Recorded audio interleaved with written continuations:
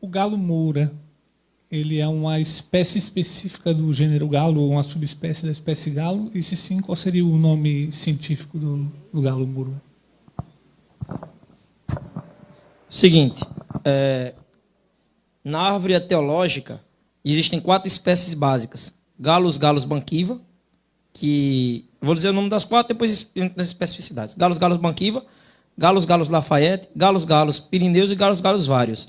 Essas 4 espécies são originárias do Sudeste Asiático e o cruzamento interfecundo entre estas espécies gerou uma superespécie chamada Galos gigantus.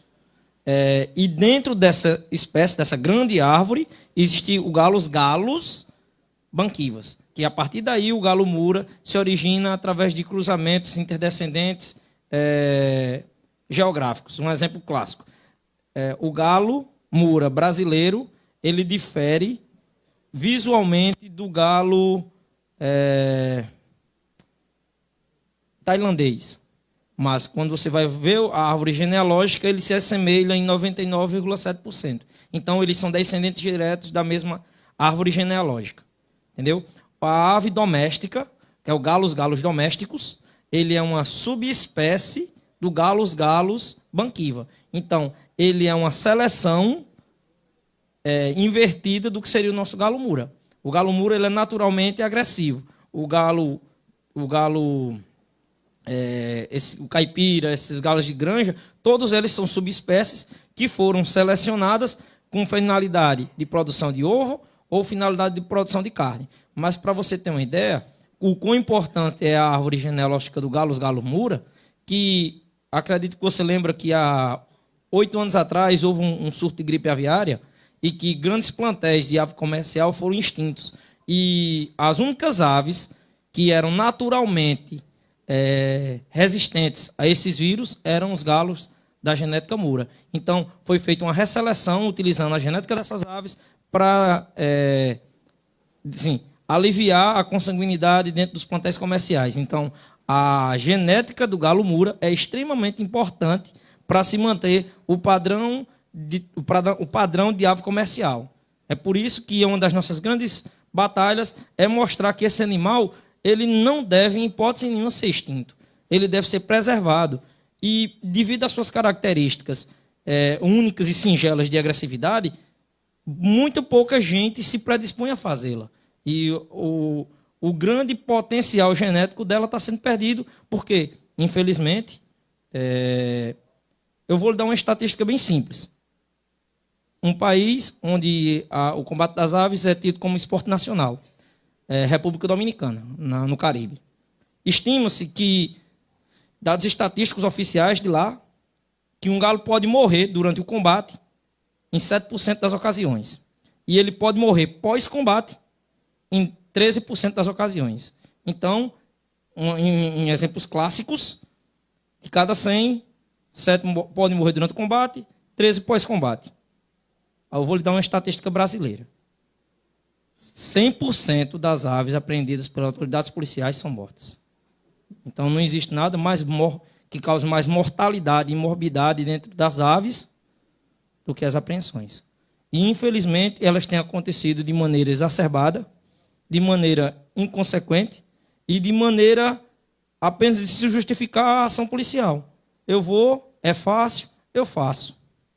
Porque, de outra forma, não existe necessidade. E invade-se criatórios legalizados, criatórios onde as aves são criadas de maneira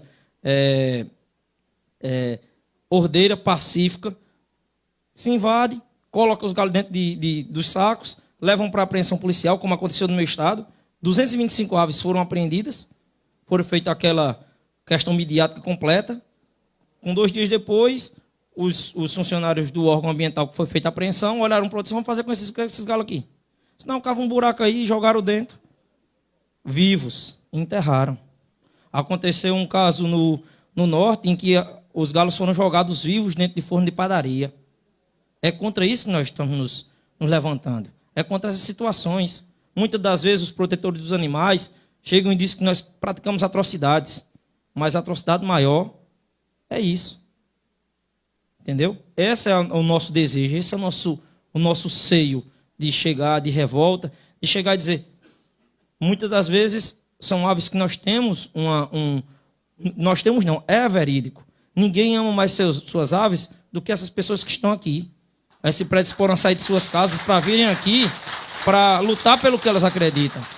Ninguém ama mais essas aves do que nós. Ninguém luta mais por elas do que nós. Porque, independentemente da situação econômica de cada um, das humilhações que passamos durante as apresentações, nós amamos nossas aves. Entendeu? Ver um galo nosso que nós criamos, de pinto, ser morto, ser tratado da maneira como ele é tratado pela atividade policial, nos dói na alma. Muitas das vezes nós, e muitos de nós, nos vemos inconformados.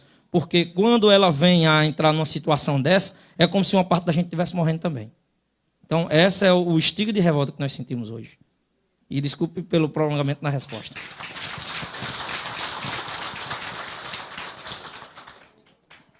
Aí eu tive mais uma dúvida da sua resposta.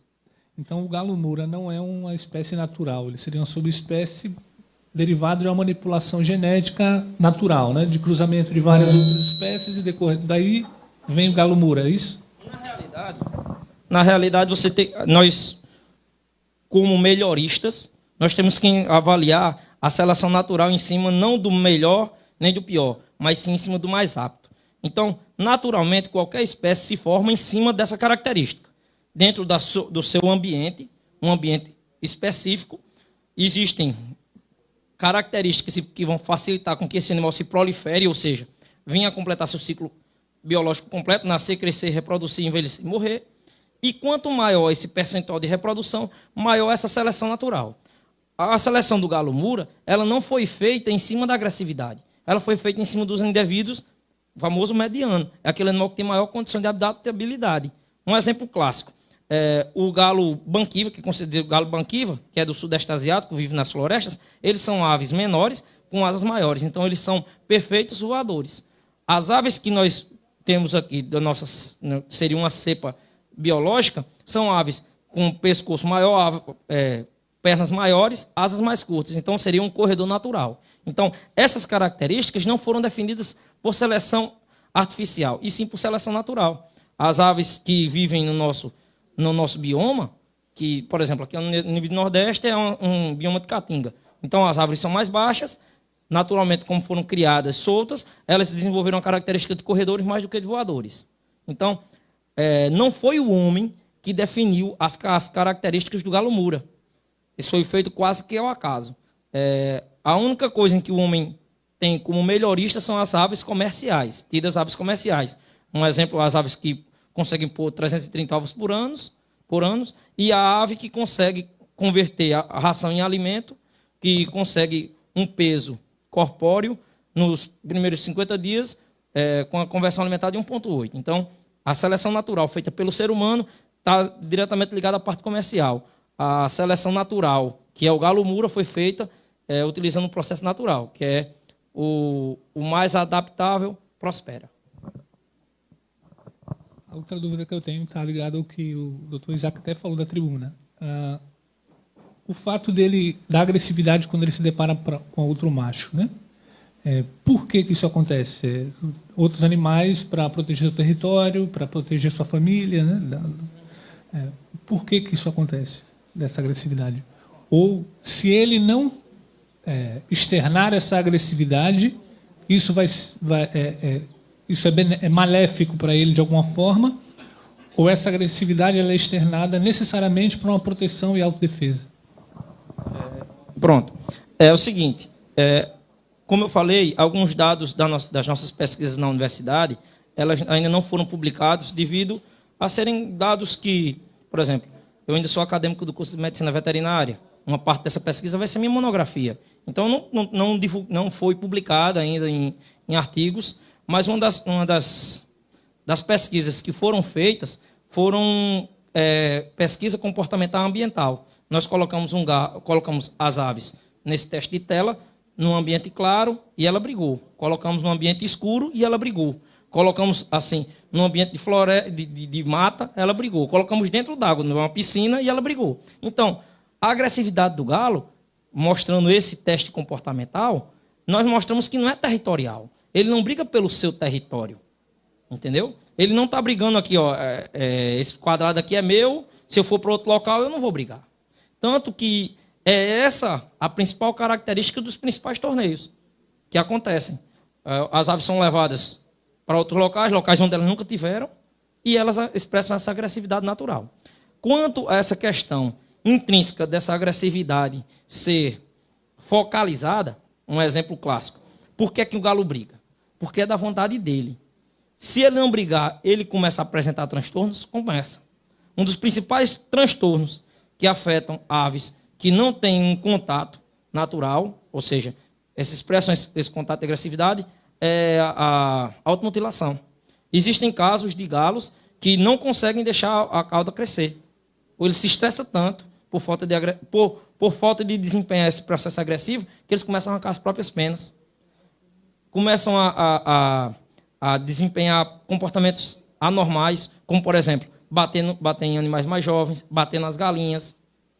E quando eles têm esse processo de peleia e combate interno entre machos, eles tendem a diminuir esse comportamento anormal. Então, é natural do galo ser agressivo com outro galo. E isso, para ele, do Mura.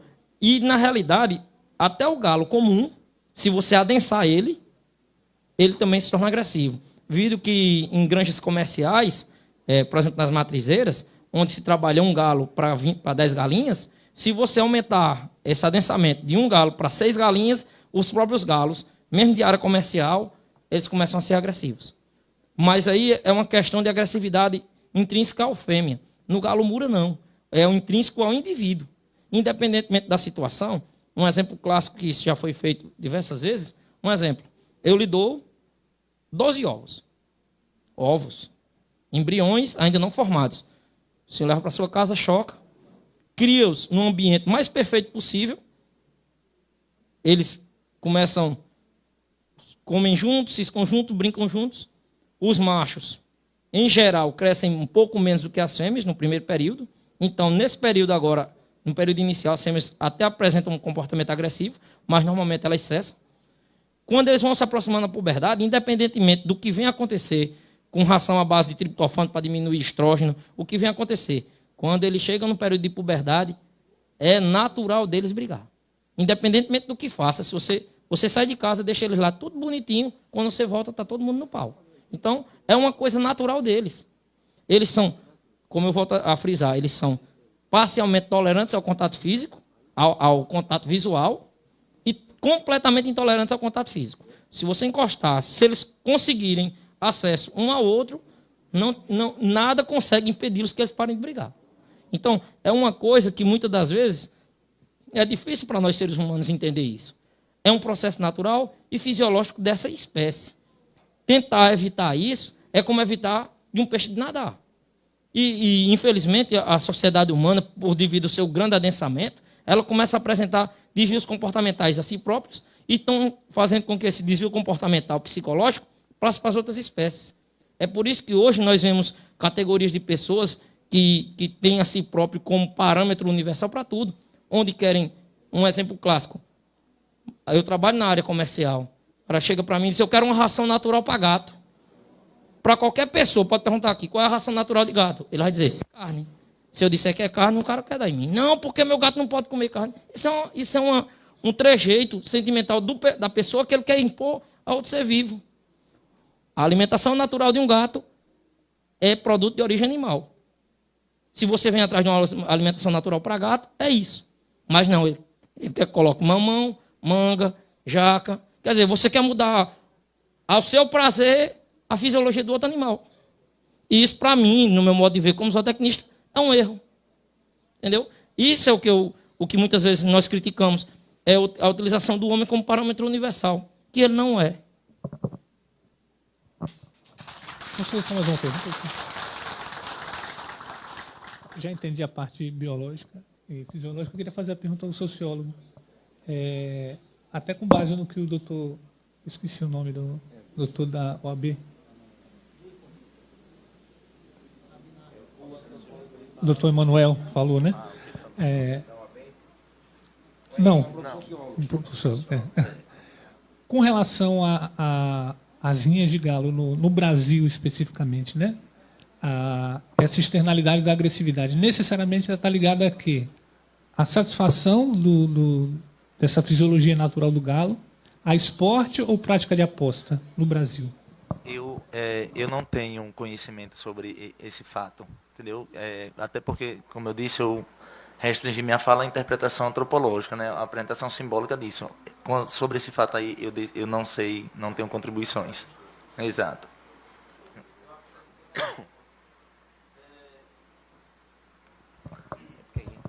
É o seguinte, essa pergunta nos foi feita num seminário que aconteceu no UFPB.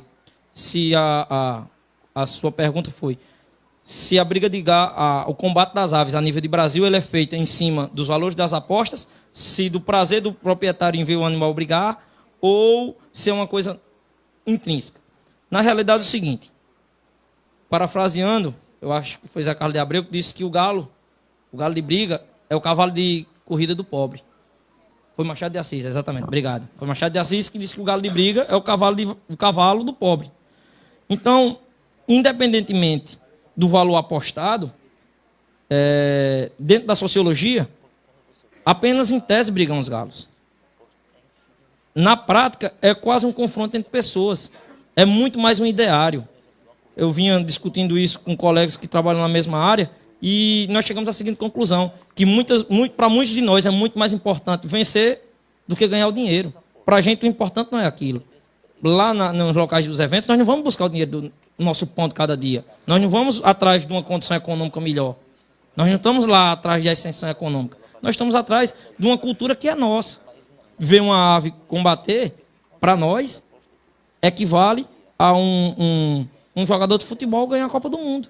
Então, para a gente existe em si o ideário interpessoal.